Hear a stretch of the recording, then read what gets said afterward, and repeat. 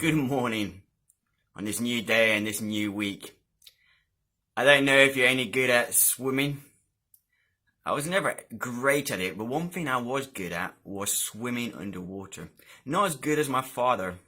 I remember as a child at our swimming baths in Colombia, where I used to live, one of the last things we would do before we'd leave often would be my dad would just dive in and just swim the whole length of the swimming pool underwater.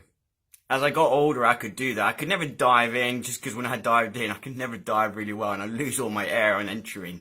But if I held the side, I could go down and kick under the water and get there without having to take a breath. Sometimes I would try to just turn and go as far back up the swimming pool as I could. But at some point, whether you're good at it or not, we have to come up to breathe. You see, we're made to breathe. You can't hold your breath for too long. And even if you try, we could do this here and go as red as we can. We're made to take a breath. And I felt like God's saying for us today, the beginning of this week, the beginning of this month, it's time to come up for a breath. Life can seem like swimming underwater. You got that kind of pressure. You got those responsibilities. And it's time to get some breathing space. In the Bible, there's actually a word for it, which kind of means coming up for breath. It's called Selah.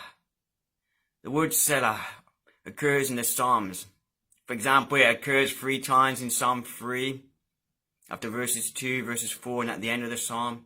It appears twice in Psalm 4, after verses 2 and 4. Actually, the word Selah is used 71 times in the Psalms.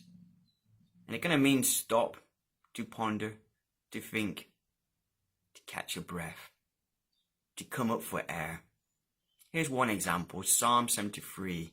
God is our refuge and strength, a very present help in trouble.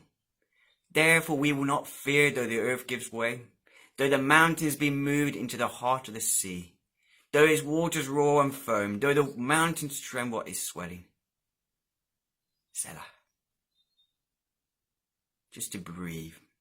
You have all these kind of chaotic things happening, particularly in verses 2 and 3. And there's that invitation I feel that God has given us this morning in this season. To breathe, to come up for air. Often when we're in trouble, our kind of reflex action like we're swimming is just to kick even more. To go a little bit more red in the face.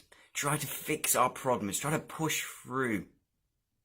When kind of fear overrides our fear, when anxiety feels like it's going to engulf us, we think, let's just kick a bit more, let's just try a bit more. But what we need to do is come up for breath. Engage maybe in the discipline, the practice, the rule of life, of Selah. When we remember that in the center of it all, God is our refuge and strength. No matter what disasters are going on around us, there is calm in the storm when we pause and reflect and just listen to God. Let us stop and have a Selah moment. And then keep creating those Selah moments this day, this week, this month, this season.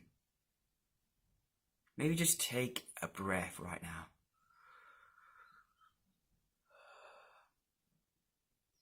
And just like taking that breath right now, you can't last you the whole day. You know, it might not even last you a minute. You'd think I'd be mad if I said to you, right guys, let's just take a deep breath and it's going to last you the whole day. You think, I can't do that. It's impossible. So why do we so often as followers of Jesus think we can get away with one breath in the day with God? A Selah moment doesn't have to be long.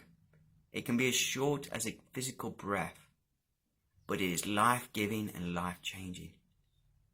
So this morning, let's come up for breath. And let's keep coming up for breath and keep coming up for breath. Because that's where we get our life. Life in all its fullness that we're inviting into this week, in this season. I bless you to live a life where just breathing is natural and freeing and life-giving.